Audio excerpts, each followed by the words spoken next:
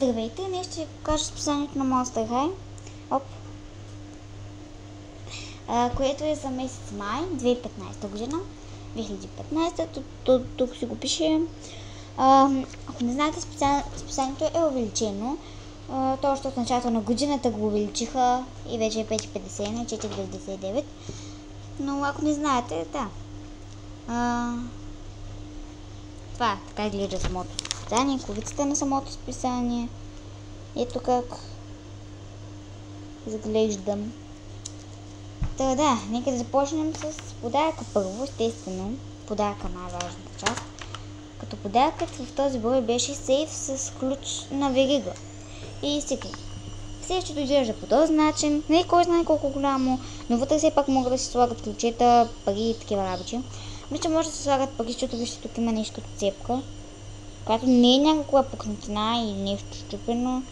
Това си е закасичка, мисля, че ще може да се използва.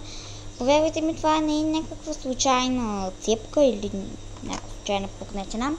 Това е истинска. Направено така. Да продължим с самите стикери и самата декорация. Както вижте, тук има едно сърце, кокълчета,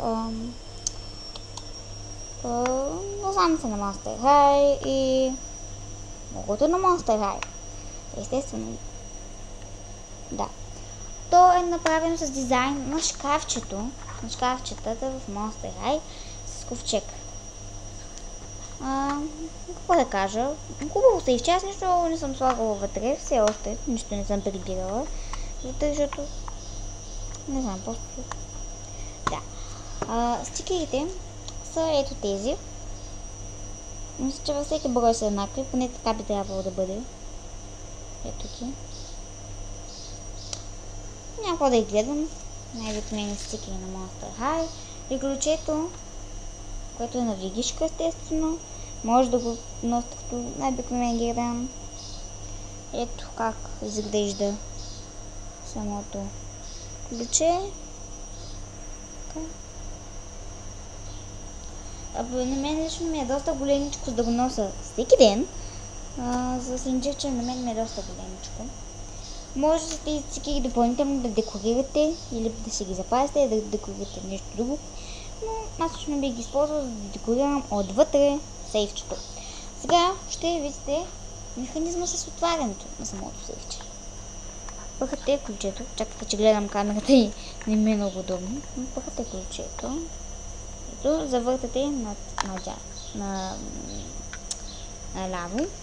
Дърпате и ето, че сейфчето е отворено.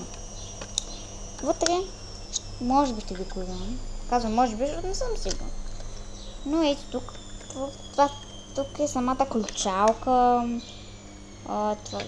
Ето го това нещо. Което беше самия механизъм.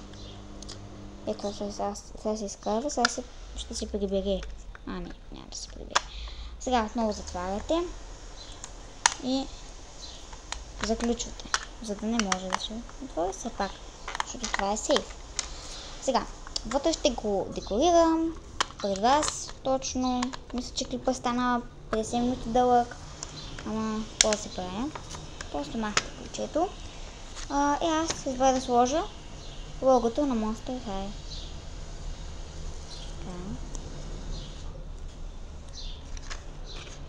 Точно по средата. Така.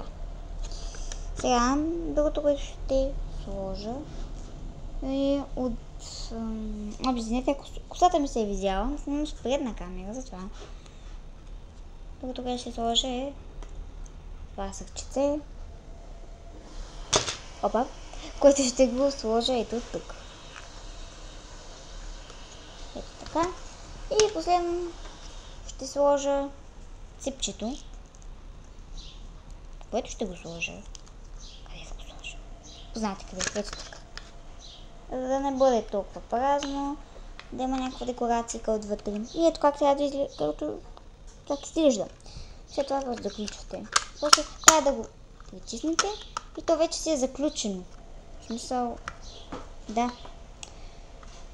Това е от наградата ми, че този клип вече стана 5-6 минути, в който показвам само наградата. Но да продължим с описанието. Ето така изглежда самата колица, както я бях показала по-рано. Тук има неща, които ще има в самото описание, обяснено като комикс. Тук това е представянето на самата награда. Това е съдържанието на списанието. Да пристъпим към следващата страница, следващите две страници, в които е визитката на Вандала Доблонс от филма Хантът, т.е. призрачно.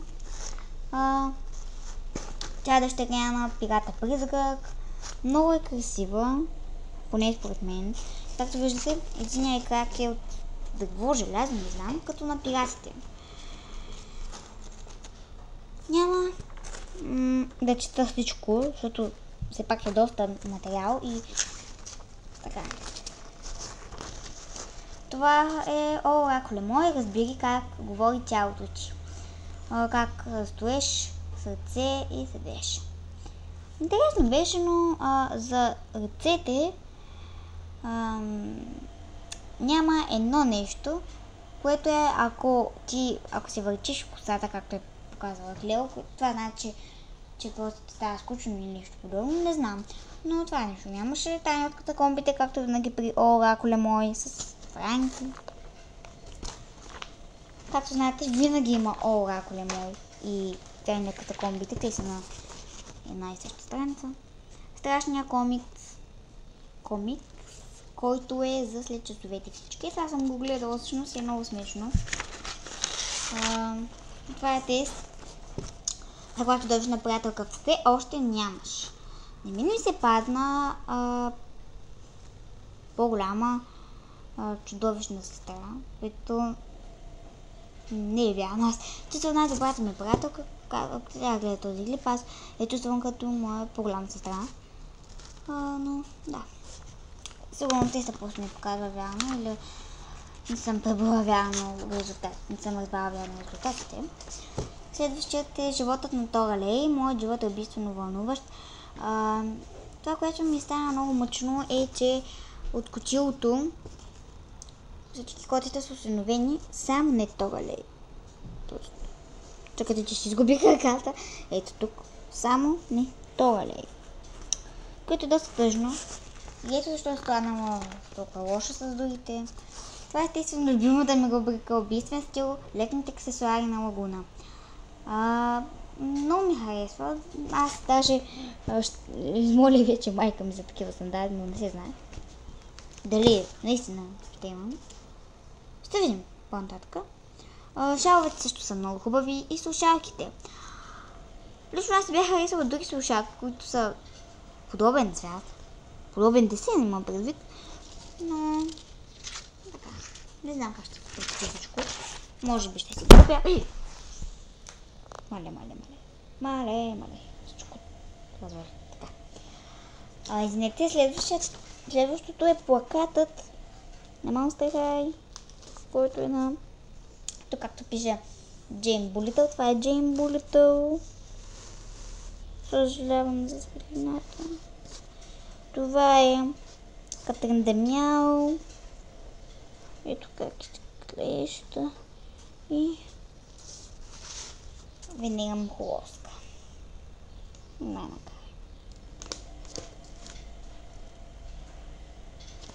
Да. Следващото е в убийствен стил отново, който е цвет на пролетна мода. Странното е, че в това списание на убийствен стил има два. Както видяхте, предишното е с Лагуна, другото е с показване на различни бижута и дрехи за Катрин Демял. Което е странно, защото по принцип тук би трябвало да има нещо като проект за Monster High. Но да, това сигурно е само за това списание, защото тази рубрика как да се направим най-различни неща на Monster High много ми харесваше. Това е мелодневничък Йоми Хънтърли.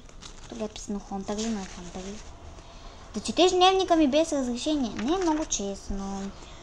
Това е един от нейните приятели Портър. И винаги, когато според нейното настроение, тя променя цвета на китките си. Има предвид на ръцете си. Да. Това са чудовищни загадки.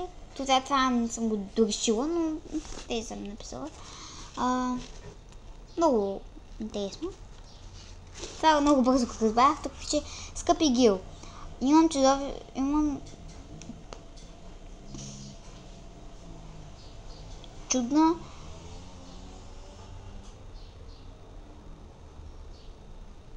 имам една чудовищна забравя съм, но имам една чудовищна изненада за теб.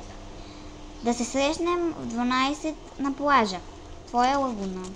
И трябва тук да разберете тези знаци съответно коя буква са и тук да запишете часа и място. Това са другите загадки. Тук да свържете имената на домашните любимци. Това е естествено другите загадки. Това е лабиринт, който е доста лесен. Решала съм такъв лабиринт, но да, такива, но не са толкова. Това беше най-лесния. Това е на Венера Махоловска, също загадка да преборите цветята, което е най-лесното нещо. Това е убийствен стил, другият убийствен стил, който е с операта ти показва какво носи в нечовешката си чанта. Това мисля, че от тази година от няколко месеца вече почнаха да издават тази рубрика на убийствен стил с нечовешката чанта на Исикой. И това е с оперите, естествено. Да. Няма какво да казвам. Това е вече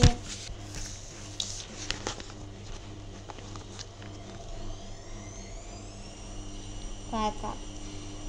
Конкурса, който е до утре, т.е. аз трябва да бързам, ако искам да се нарисувам рисунка. Още не съм го обсъдил с майка ми и баща ми, така че не знам. Сигурно ще изпусна конкурса. Наградата е кукла Спектър Монстър Хай, ще да кажа. Спектър Вондъргайст, мажоретка. Това е друг плакат на Теколора, който е много хубав. И това е на Джейн Булитъл, хороскоп, но тук е написан хорър, защото хорър филм е филм на ужасите, хорър е ужас. Нещо подобно. И затова. Дали ужас е свързан с Монстър Хай. Поздравление на Телец и Водолей, защото вие сте фактор 10. Поздравления. И сега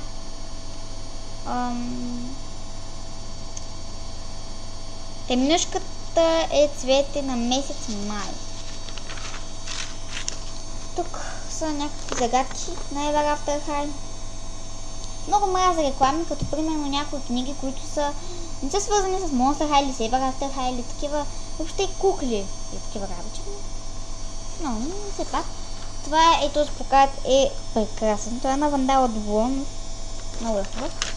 Така ще излезе следващото списание, което ще излезе от 13 юни. И да, до скоро!